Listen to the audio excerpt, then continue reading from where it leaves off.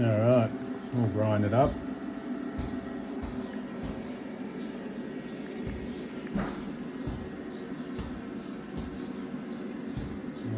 A bit rough there because I was blowing holes through there, but we'll be able to fill that up.